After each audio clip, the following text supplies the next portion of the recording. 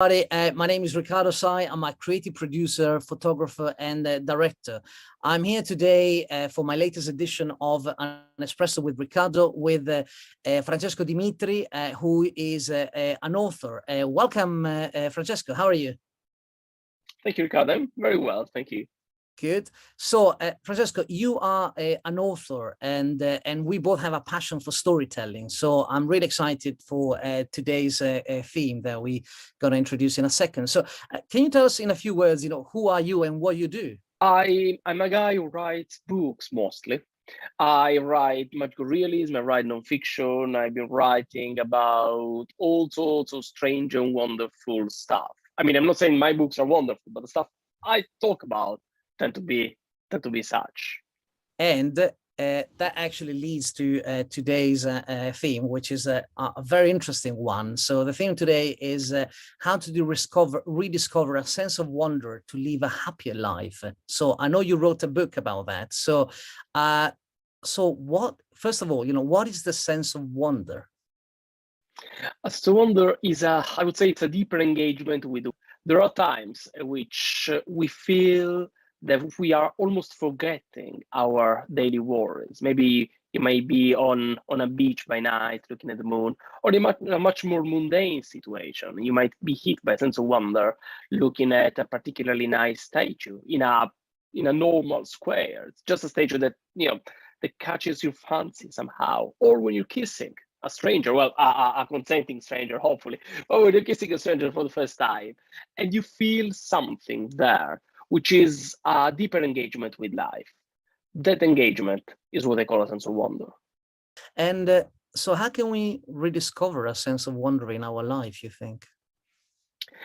It's interesting because I think it's both complicated and easy. A sense of wonder comes naturally to us. Philosopher Descartes say that wonder is the first of all emotions, because all other emotions we feel can only happen to us. We can only feel them if we felt wonder to begin with. So wonder is the kindling, so to speak, of all our emotional life. So it comes natural to us. And when we are children, wonder comes to us a lot. We always ask why. We feel magic in every corner, quite literal magic in many ways. But then we grow up. We find out that Santa Claus is our parents' bank account, just saying, for our parents' bank account. We find out that there are probably no monsters under the bed, but there are tax audits, which can be 1,000 times more scary than monsters, so on and so forth. And we lose the kind of sparkle. Now, I'm not advocating for going back to be children, because being a children is frankly awful in many, many ways. And as adults, we would be a bit grotesque if we went around behaving like children. But we need to regain something that we have lost. To children, the world is full of new and unexpected things. And we have a lot of literature, both philosophical and psychological literature, telling us that we feel a sense of wonder when we're facing something that's either new or unexpected. So it's either something that we never saw before, we never faced before, or it is something that we know that we're looking at for the first time in a different light. If you look at the tradition of science fiction, for example, you have a lot of first contact stories, or stories in which humans meet aliens, which are filled with wonder, because these aliens are by definition very different from us. But we don't need to see aliens. We don't need to be lucky enough to meet another species to feel a sense of wonder. We can reconnect with it in our daily life as long as we learn how to recognize the new and unexpected things which are happening to us all the time. Wow, that's amazing already. I feel already wonderful. But yeah, it's great. No, I absolutely love it. So it's a bit. I never heard the expression, the sense of wonder, but it kind of reminds me a bit of magic as well, So is it? Could you say that is magic could be like a synonym perhaps, or like beauty as well? So I don't know. It's a because there's a lot of similarities there. So it's almost like a philosophy somehow, or approach to life. Is that what you're saying with the with wonder? So with It's an approach to life. It is a philosophy. It is a way of looking at the world, a different way of looking at the world. I think that the world is never dull, but sometimes our way of looking at the world can be really, really dull.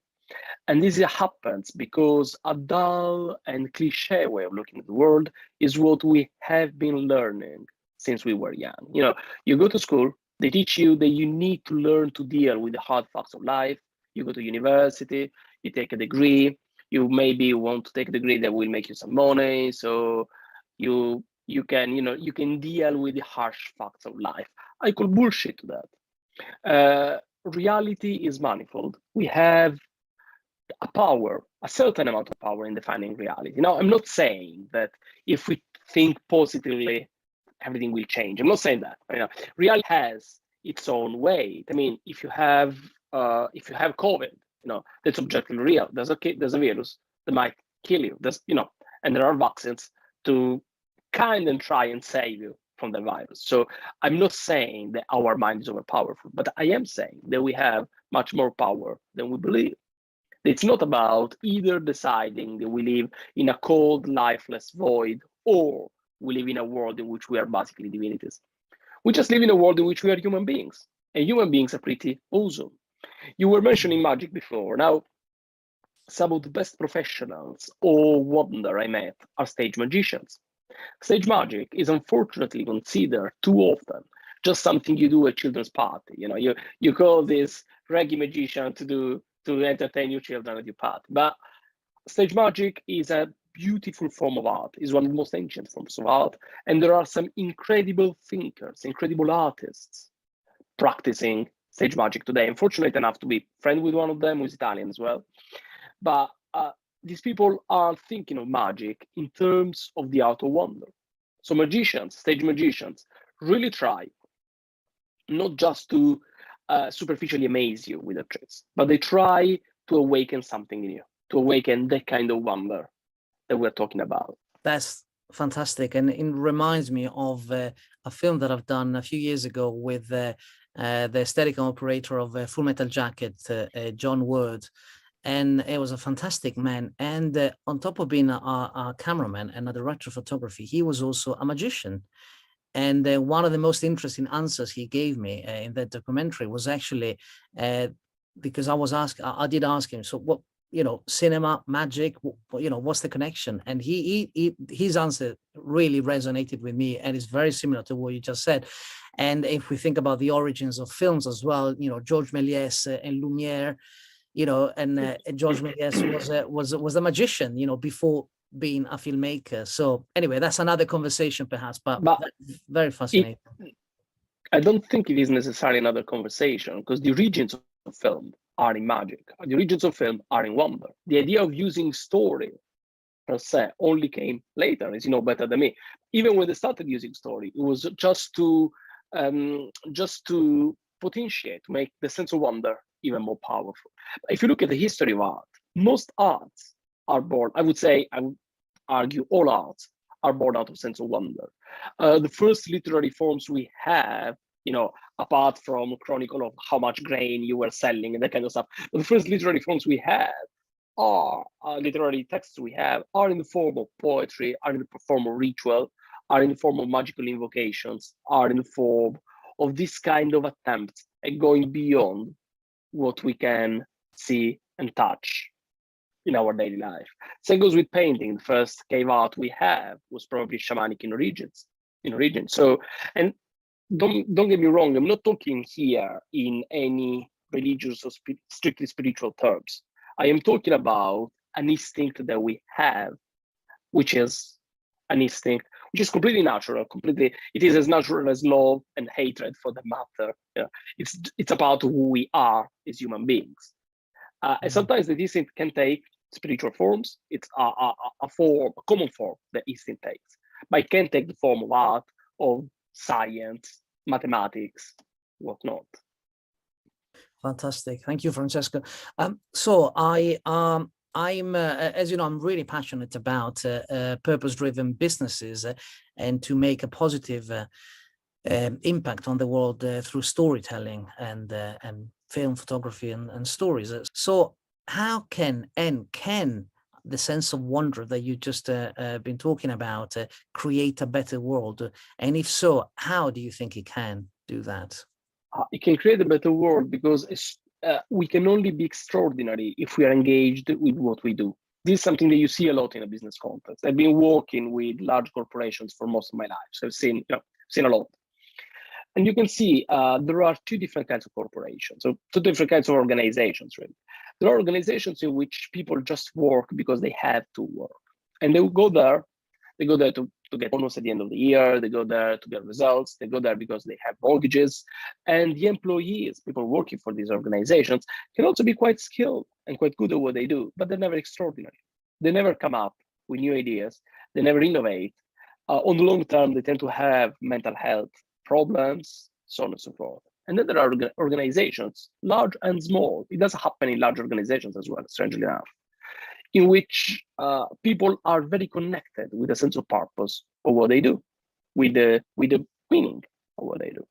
And they work better on the one hand, but they also live better, which is frankly more important. They perform better, to use a terrible word, but they do perform better. They have more so-called pro-social behaviors, meaning they are better at teamwork. And importantly, they come up with new, innovative, strange, curious, and effective ideas. If we live a life in which all we do is working 9 to 5 or whatever that is, hoping to go to holiday as soon as possible and as often as possible, leaving for the weekend, and just living, and just working to pay our mortgages, we are wasting that life. We are living the horrible life of our workhorse. And also, some people are unfortunately condemned to have that life. We live in a world in which inequality runs rife. So there are people that have only that option. For most of us, it's a choice. Most of us are deciding to have a crap life when they could actually have a much better one, which would make them work better, live better, and also be, which is the most important thing, probably kinder at the end. It's really hard to be kind if you have been struggling all day.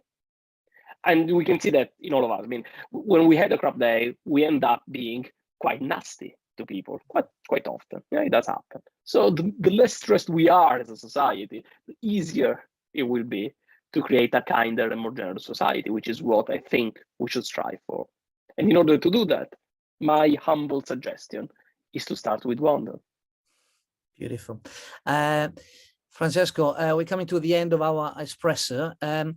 Just one final question for you. So obviously we are still, I'm afraid, I have to say that we're still in the thick of the pandemic. We're nearly reaching 2 years since the beginning, and we're probably going to have to live with the pandemic for quite a long time. So is the new world, as a lot of people say. So what about the sense of wonder and the pandemic? Because a lot of businesses have been through a lot of cultural change, a lot of entrepreneurs, like purpose-driven entrepreneurs, have started, see things in a different way. So how does the pandemic somehow linked, or is an opportunity perhaps to rediscover a sense of wonder? So I don't know, what do you think of that? I think, let me start by saying that the pandemic is a disaster and a tragedy. People are dying. People I love died already, and more people will die before this is over. I don't like the idea of thinking in terms of silver linings or stuff like that when there is a proper tragedy going on. That said, there are incredible opportunities here to rethink the way in which we live and work. The way in which we live and work wasn't working out very well. We have plenty of statistics about the quality of life of people earning very good money, and the quality of life wasn't very good. And of course, the quality of life of people earning not a lot of money is not very good because that they are poor. So nobody was really happy. We have a chance to rethink the way in which we live and work. We have a chance to redefine, to begin with, our connection with our work. Because if we're working from home a lot, and I think that's going to stay, most people are going to keep working from home, if not only from home, they're going to work quite a lot from home. If that's going to stay, then your engagement with what you do becomes even more important, because your work is invading your private place, your private space, your sacred space. So it's important that your work is to an extent sacred as well, which are without, of course, transforming it into kind of a mission. You're not married to your job. At the same time, it becomes even more important that you do that because you want to, not only because you have to. But I think that the real difference will be between organizations which embrace uncertainty and organizations which desperately try to control it. We have no idea how this story is going to pan out. We can predict a few things. Probably some form of hybrid work is going to stay. Which form is that going to be? What does that mean in practice? Nobody knows. I think organizations who try to control the change too strictly are going to pay quite a huge price for that. Organizations were able to dance with uncertainty somehow, embrace uncertainty, and adapt in real time. And when I say in real time, I mean literally sometimes on a week-to-week basis. So it's important that we learn to embrace uncertainty. And embracing uncertainty is the core of wonder. Because wonder happens, you have a sense of wonder when you embrace the fact that you're facing something which is new and unexpected, and you have no idea what the thing is. You can turn anxiety into curiosity, the fear of this new thing into a sincere joy in exploring what this new thing is. Wow, Francesco, I'm really inspired. I'm really grateful that we share these 15 minutes of wonder together. So how can people find out more about you and about this book? I believe it's one book. It's more than one book about wonder. I've written, well, all of my books deal with wonder one way or another, I would say. But if you are after a nonfiction book which explores the notion of wonder in a way which is both practical and philosophical, so you will see lots of about history, philosophy, and stuff like that, but also about how to use that in our daily life. I wrote a book which is called That Sense of Wonder, and it's published by Head of Zeus, and it's beautifully illustrated. So even if the book is a disappointment, the illustrations are going to be, are going to be a joy for your eyes. And people can find out more about you on your website as well, isn't it? Yeah, fantastic. Exactly. I have a website, francescodimitri.com. I'm on Twitter. Feel free to come and say hi. I'm not very active, but I do check my Twitter. And also, I write novels. So if you're interested in more in a story approach to wonder, so to speak, you can try and check out my novels. Fantastic. Thank you so much for your time, Francesco.